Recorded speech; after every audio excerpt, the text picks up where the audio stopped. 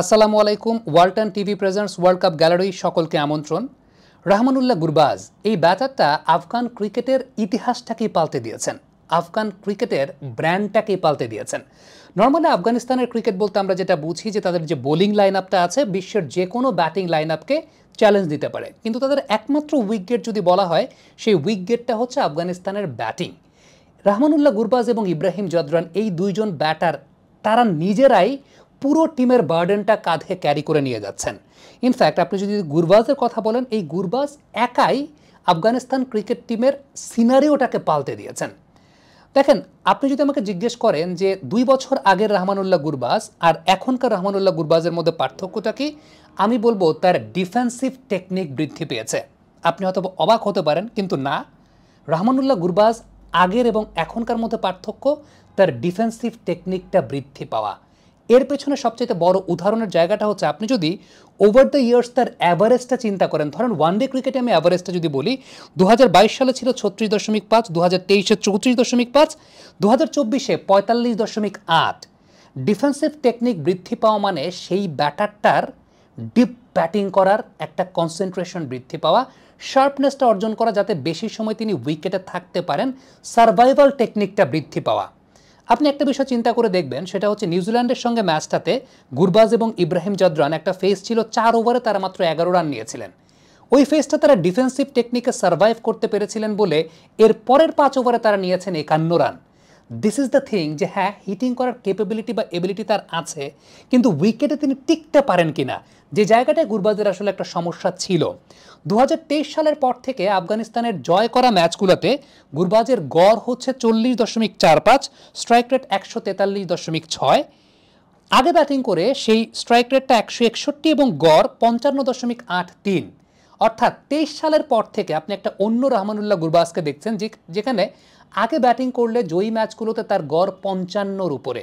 In fact আপনি যদি mid ওভার্স চিন্তা করেন, মাঝখানের ওভারগুলো যে সময়টাতে উইকেট পড়ে খুব স্বাভাবিক, ওই সময়গুলোতে গুরবাজের গড় 2023-এর পর থেকে 7 ইনিংসে 80, 148 স্ট্রাইক রেটে ব্যাটিং করেছেন।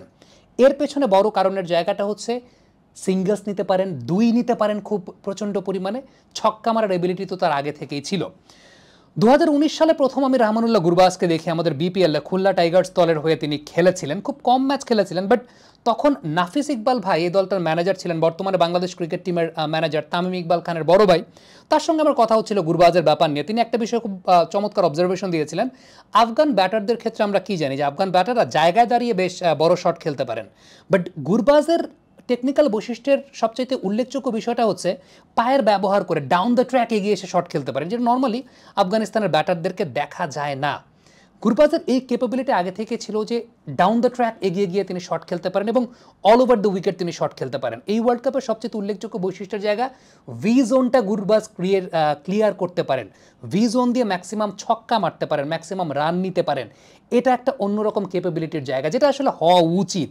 এবং বারবারই আমরা কম্পেয়ার করি আমাদের দেশের ব্যাটারদের সঙ্গে যে আমাদের দেশের ব্যাটারদের ওই ভি জোন ক্লিয়ার করার ক্যাপাবিলিটির জায়গাটা কম। 19 সালে গুরবাজকে যখন দেখেছি আর এখন যখন দেখছি, গুরবাজের ব্যাটিং টেকনিকের পার্থক্যটা একটু দেখতেছি। টেকনিকের পার্থক্য একটা বিষয় খেয়াল করে দেখেন, আগে তিনি ওপেন স্টান্সে ব্যাটিং করতে দাঁড়াতেন, এখন দাঁড়ান তিনি ক্লোজ স্টান্সে। ব্যাকলিফটের জায়গাটা খেয়াল করে দেখেন, আগে তার ব্যাকলিফটের জায়গাটা কেমন ছিল, আগে তার ব্যাকলিফটের জায়গাটা ফার্স্ট স্লিপ বরাবর তাক করা ছিল, এখন তার ব্যাকলিফটের জায়গাটা তাক করা উইকেট কিপার বরাবর। সো এটা তিনি একটা টেকনিক্যাল অ্যাডজাস্টমেন্টের জায়গা করেছেন। ট্রিগার মুভমেন্ট কমপ্লিটের যে জায়গাটা, গুরবাজ কিন্তু অ্যাক্রস যান না তা কিন্তু না, কিন্তু গুরবাজ এখন এনশিওর করেন যে ম্যাক্সিমাম ক্ষেত্রে ট্রিগার মুভমেন্টটা তিনি কমপ্লিট করবেন মিডল স্টাম্পের মধ্যেই।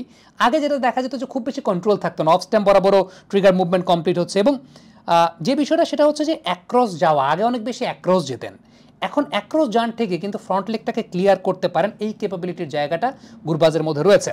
স্পিন যখন খেলছেন তখনকার একটা পার্থক্যের জায়গা বলি, স্পিন আগে খেলার সময় রহমানুল্লাহ গুরবাজের ব্যাকলিফটটা হাই অবস্থায় থাকতো, এখন নিচের দিকে থাকে। তিনি বলের লেন্থ অনুযায়ী ব্যাকলিফটটা ওঠাতে পছন্দ করেন, স্টান্সের জায়গাটাও ক্লোজ স্টান্সে। এবং সবচেয়ে উল্লেখযোগ্য ব্যাপার আমার যেটা মনে হয় যে হ্যান্ড পজিশনটা very close to the body, সেটা রহমানুল্লাহ গুরবাজের থাকে, যে হ্যান্ড পজিশনটা বডির খুব কাছাকাছি অঞ্চলে থাকে।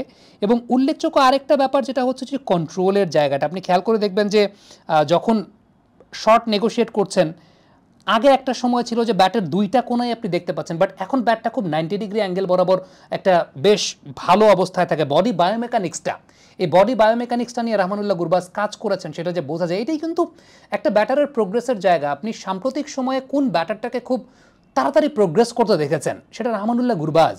এর পেছনে কারণটা হচ্ছে ডেফিনেটলি ভালো কোচিং মেথড এবং নিজের শিক্ষার জায়গাটা, নিজেকে নিজের পরিবর্তন করার জায়গাটা, এটা তিনি খুব ভালো মতো করতে পেরেছেন বলে আমার কাছে মনে হয়। যে এই যে চেঞ্জিংটা, আপনি নিজের মধ্যে চেঞ্জটা কীভাবে আনবেন, আপনার ডিফেন্সিভ টেকনিকটা বৃদ্ধি করবেন, এই জন্য আপনার ওভারঅল বায়োমেকানিক্সের একটা পরিবর্তনের জায়গাটা কিন্তু খুব গুরুত্বপূর্ণ ভ্যালু বহন করে, যেটা গুরবাজের মধ্যে আসলে ছিল এবং তিনি সেটাকে আসলে মেনটেন করেছেন ওইভাবে, যেটা আমার কাছে মনে হয় যে খুবই চমৎকার একটা বিষয়। এবং আগের গুরবাজের সঙ্গে এখনকার গুরবাজের একটা অনেক বড় পার্থক্যের জায়গাটা যে তিনি ক্রিজে সারভাইভ করতে পারেন এবং ওয়েন হি গোজ বিগ, তিনি বড় ইনিংস খেলতে পারেন।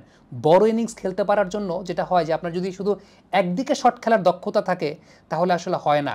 আপনার প্রপার ডিফেন্সিভ টেকনিকটা, ওয়েদার ইটস টি-20 or test match cricket or one day cricket, defensive টেকনিকটা যদি ভালো থাকে না, সেই ব্যাটাররা টেস্ট টি-20 ভালো খেলেন। ওয়ান ডে ক্রিকেটে অনেক চোরাগুলির ফাঁক থাকে, কিন্তু টেস্ট এবং টি-20 দুইটা স্পেশালাইজড স্কিলের খেলা। টেস্ট ম্যাচ ক্রিকেটে সার্ভাইভাল ইজ দ্য মাস্ট, টি-20 ক্রিকেটে খুব তাড়াতাড়ি আপনাকে ডিসিশন এবং রিয়াকশন নিতে হয়, ইনিংসটাকে খুব তাড়াতাড়ি ভাগ করতে হয়। সো সেই জায়গায় প্রপার ডিফেন্সিভ টেকনিকটা যদি ব্যাটার না থাকে, সেই ব্যাটার ভালো করতে পারেন। আপনি খেয়াল করে দেখবেন যে সমস্ত ব্যাটারই টি-20 ক্রিকেটে ভালো করেছেন, ডিফেন্সিভ টেকনিকটা কিন্তু ডেফিনেটলি ভালো। আপনি বলতে পারেন যে ক্রিস গেইল তার ডিফেন্সিভ টেকনিক ভালো না, ডিফেন্সিভ টেকনিক ভালো না হলে, হ্যাঁ আনঅর্থোডক্স, আনইউজুয়াল, কিন্তু ডিফেন্সিভ টেকনিক ভালো না হলে একটা ব্যাটসম্যান 300+ রান করতে পারে না টেস্ট ম্যাচ ক্রিকেটে। ব্রেন্ডন ম্যাককালাম ডিফেন্সিভ টেকনিক ভালো ছিল না, আপনি বলবেন ডিফেন্সিভ টেকনিক ভালো না হলে ওই ব্যাটার 300+ রান করতে পারেন না ইন টেস্ট ম্যাচ ক্রিকেট। এখন ডিফেন্সিভ টেকনিক ভালো থাকা আর বারবার ডিফেন্স করার মধ্যে পার্থক্যের জায়গা আছে। সো গুরবাজ ডিফেন্সিভ টেকনিকটাকে উন্নত করেছেন, দিস ইজ দ্য ফ্যাক্ট। আমার কাছে মনে হয় যেটা সব ব্যাটারেরই করা প্রয়োজন। কমেন্ট বক্সে আপনাদের মন্তব্য জানতে চাই।